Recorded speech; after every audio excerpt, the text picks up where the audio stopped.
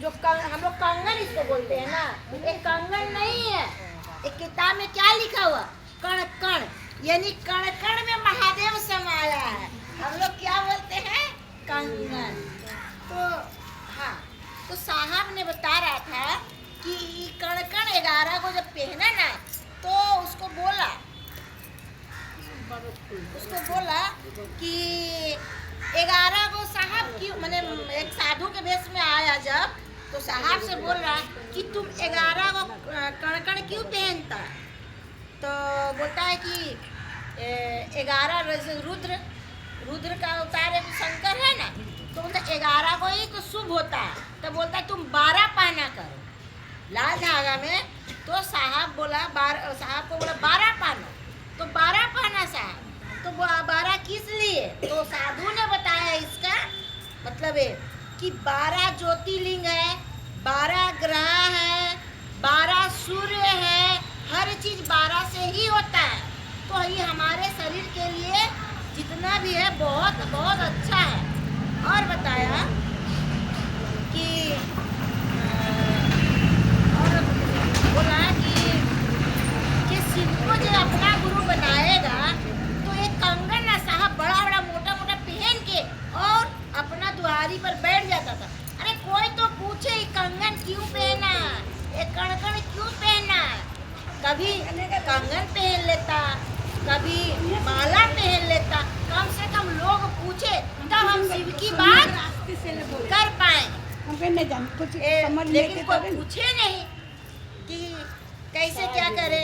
देखिए सभी किताब में लिखा हुआ है, मतलब ऑनलाइन चर्चा में थोड़ा सा सुने, तो वही बात बोल रहे हैं कि हम लोग क्या समझते थे, कंगन ही बोलते हैं, लेकिन कण कण में भगवान, कण कण से, हर कण कण में।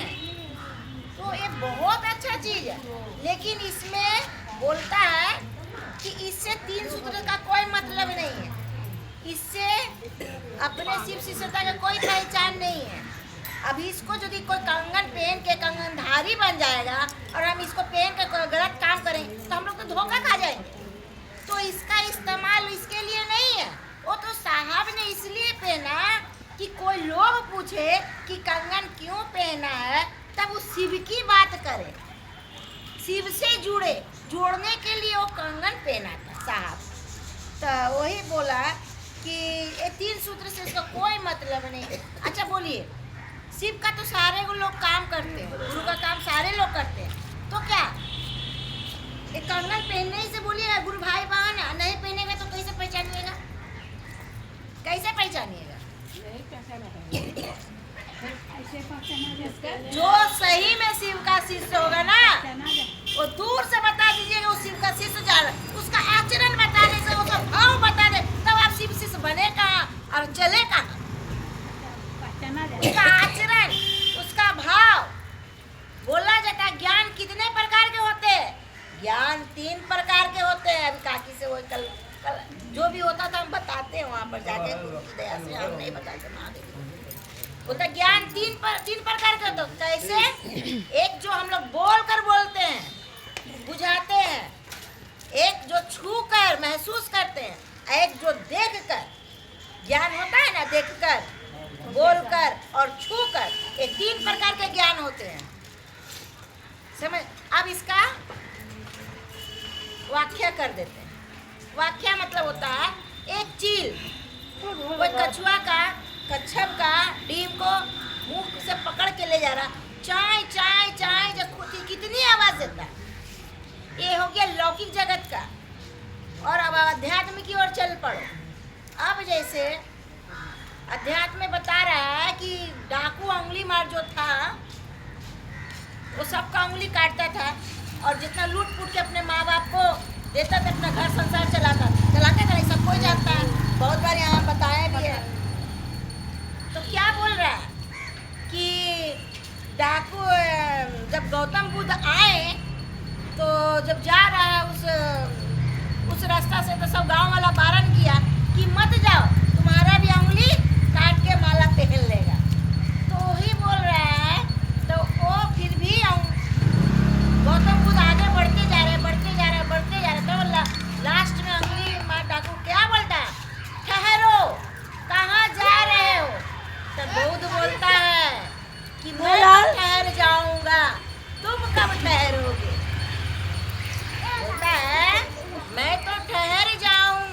तुम कब ठहरोगे? तो लास्ट में देखिए ज्ञान कैसे मिला उसको। वो कौन रामायण वाल्मीकि बना, पूरा रामायण लिख दिया डाकू होकर। इसीलिए बोलता है बोल कर भी ज्ञान होता। हम लोग जितने भी गुरु कार्य कर ले, जितने भी लोग को जोड़ ले, जितने भी चर्चा अटेंड कर ले, जब तक आपके भीतर गुरु का ठहराव नहीं होगा तब तक आप कुछ नहीं। ठहराव बहुत जरूरी है। यदि मेरे भीतर गुरु ठहर जाए तो हम अध्यात्म की ओर चले, नहीं तो कहाँ यही लौकिक जगत में फंस के रह जाए। नहीं समझे तो फिर बोले, फिर समझा के हाथ उठाइए, जल्दी उठाइए, हम आगे सबका पूछेंगे सबसे। बहुत मेहनत हो रहा है, समझ में आया? तो फिर समझाएंगे। अब तीसरा नंबर सुन लीजिए। अब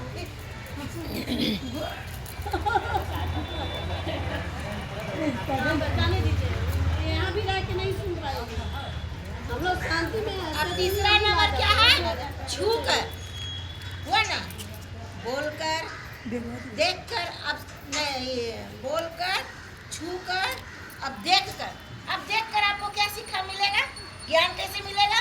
अब पकड़ लीजिए, रामकृष्ण परमहंस के बारे में बता रहे हैं। रामकृष्ण परमहंस सिर्फ माँ के लिए ही मरता था। माँ बेटे का जो रिश्ता था उसको, वो लोग देखकर, उसका रिश्ता को देखकर बता देता था कि कितना बड़ा वो उसका बेटा वो एक भक्त है। देखते थे ना, हम लोग तो कुछ कर नहीं पाते, देखेंगे ना। तो क्या राम की स्वामी विवेकानंद ने क्या बोला? स्वामी विवेकानंद ने बोला कि रामकृष्ण परमहंस को कैंसर था, तो बोला कि तुम माँ के बोलते पारो ना, तुम्हारे तो कष्ट होच्छे। तो क्या बोला रामकृष्ण परमहंस ने? क्या बोला कि माँ की जाने ना कि আমার এত কষ্ট আছে, পুরো সৃষ্টির কথা জানে, कि माँ जाने ना আমাকে कि আমার ওর ছেলের কত কষ্ট হচ্ছে। लास्ट में क्या बोला? विवेकानंद तो चला गया, तो रामकृष्ण परमहंस ने क्या 2 महीना बीता, 3 महीना, उसका पीड़ा बढ़ते गया, पर उसको पीड़ा बर्दाश्त नहीं हो रहा। तब लास्ट में बोला माँ आर पाची ना, माँ আমাকে मुक्ति दाओ। बोला আমাকে मुक्ति दाओ और আমি पाची ना। तो क्या बोला माँ? क्या बोला कि माँ की संतान के मुक्ति दीते पारे, माँ की संतान के मुक्ति दीते पारे। क्या बोला कि ताले तुम्हाके शिव के गुरु बनाते होवे तखुनी तुम्ही मुक्ति पावे, लेकिन माँ निजे संतान के मुक्ति देना, चाहे जितनो भी कष्ट हो। कोई बोलेगा मुक्ति देगा अपना संतान को? कोई नहीं देगा। तो लास्ट में क्या बोला कि तुम्ही जाओ लैंगटो तोता जाओ, उनके शिव के गुरु बनाते हो। आप देखिए वहाँ लीला। अब जब वो वहाँ गया रामकृष्ण परमहंस, अब जब हम किसी को, कोई मेरा बहुत प्यारा है, बहुत प्यारा है, जब हम गुरु बनाने जाएंगे तो गुरु जब बनाएंगे तो हमको तो कुछ देना पड़ेगा ना गुरु को, हमको गुरु को तो देना पड़ेगा। तो उसका प्यारा ही चीज मांग लिया। सबसे प्यारा कौन था? माँ। माँ था उसके लिए प्यारा था। बोला कि तुम अपना माँ का गर्दन काट के हमको दो, तब हम तुमको शिष्य बनाएंगे। सुनेगी, गूगल में सर्च मारेगी, सुनेगी। समझ में आया? तो क्या बोला? बोला हम माँ को कैसे कर सकते, आप मेरा सर काट लो। बोले तो बोला कि माँ मेरे लिए सब कुछ है, माँ का सर कैसे काट सकते हैं? तो बोलता नहीं, तुमको माँ का ही सर काटना होगा। तो बोला ये हमसे नहीं। बोला मैं कौन हूँ? बोला आप गुरु हैं। तुम कौन हो? बोला हम शिष्य हैं। तो जो गुरु आदेश करेगा तुमको वही काम करना हो। तो उसका परीक्षा था, उसका तो परीक्षा चल रहा था ना, वो उस लायक है कि नहीं है, वो तो कोई भी आगे देखेगा ना कि मेरा शिष्य बनेगा तो मेरा शिष्य होने लायक भी तो रहेगा। तो बोला ठीक है।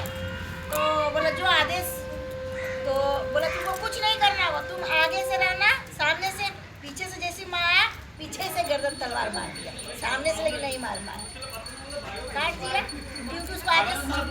हाँ तो काटेगा नहीं, वो तो एक जैसे जितना जब काटा था ना, माँ सब राक्षस को जब करता था ना तो उसको 20 पान करता था ना, रोक तो पान करता था ना, तो रोक तो नीचे नहीं गिरने देता था ना, तो भी तो उसी में से हो गया ना, उसका अवतार ही अलग है। वो तो रुद्र अवतार में हो गया ना, वो तो माँ का अवतार। जब काट रहा था तो एक माँ अपना बच्चा को काटेगा नहीं ना काटेगा, वो दूसरे अवतार में था तो उसको शेष करना ही था। मैंने घुरा के बोल रहा है, समझ में आया ना। तो वो तो अवतार उसका दूसरा था ना। माँ कभी भी कोई किसी को क्षति कर सकता नहीं कर सकता, लेकिन वो अवतार उस समय के लिए दूसरा था। तो उसको काटा तब वो जाके उसको मुक्ति मिला, तब वो शांति। हाँ, आगे से रामकृष्ण था, पीछे माँ जैसी खड़ा हुए, उसी तलवार निकाल के काट दिया। समझे बात को। ये तो एक काल्पनिक मतलब एक मैंने उसको मैंने बता रहा है किसी से बनेगा कैसे। देखो ये हम परिचय ले रहे हैं। हाँ, तो ये हो गया देख कर।